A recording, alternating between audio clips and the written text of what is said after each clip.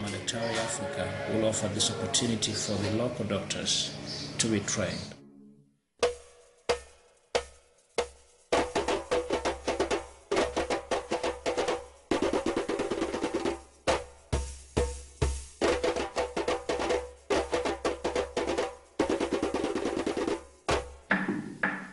The idea started in my training, and I was in this remote island in Fiji, just on vacation, and they heard that I was a doctor, and over the next few days I'd end up taking care of about 12 villagers on this island. And the thing I realized is when I left that they still didn't have anything. So when I went to hide them, I really actually noticed the same thing, just in a larger scale. Very few maps actually have Haidam on it. It's a 7-hour hard drive from Arusha, which is the nearest main city. People are carried on skin stretchers or are pushed in wheelbarrows or carried on bicycles to get to the nearest health facility. And at Haidam, when I first got there, they had an old jiggly saw that had rusted and broken. And so I saw a villager with a wire saw that he was using to cut a tree limb with. And I bought that from him. We sterilized that, and that's what we used for the first couple of months. What I found is that you could do pretty much everything there with the equipment that was available. They showed a CAT scan with an abnormal finding a child with hydrocephalus, water in the brain, that needed a shunt.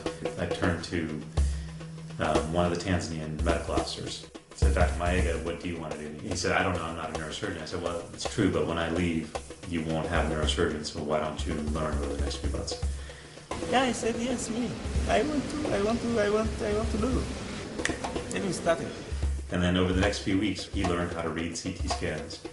And then we did the first few operations together. And then after 3 months, he was actually able to do all these operations alone. By the end of my time there, after 6 months, he was starting to teach someone else how to do it. So long he has taught me the right ways, right procedure, follow the right pathways, I managed. He was doing basic neurosurgery for 2 years. During that time, he trained the Tanzanian MD to do basic neurosurgery. He had a knowledge, he had the skills, and we worked as a team together. And he was following as what I was doing, and then he found this is what he thought was not possible, was possible. That is a really miraculous thing. I was seeing a lot of kids with neurosurgical problems on an outreach clinic. A friend had told me about Delan and what he was doing at Haidam. I organised an aeroplane to come down, pick them up and take them to Haidam because he was only going to be there for a short time. But he said to me, look, sure, I'm here and I can help you with these kids, but there is always someone here, because at that time Dr. Maega was there and working. From that point on, I was able then to keep on sending my kids with neurosurgical problems to Haidam. This child had this lump that was almost the size of his head sitting in front of the face. The tumor had completely destroyed the eye. The purpose of the operation at this point was to remove the main mass of the tumor and just to comfort the child. The sad truth is that there are many cases like this. Neurosurgery is just a pilot program. This should be looked at not as creating neurosurgery in Tanzania, but rather as a model that can be applied to develop medical capability. It's train somebody, and then the next step is train them to train others. So it's doctors, nurses, anesthesiologists, radiologists, biomedical engineers. Our goal is that in 5 years, Tanzania will be independent of us.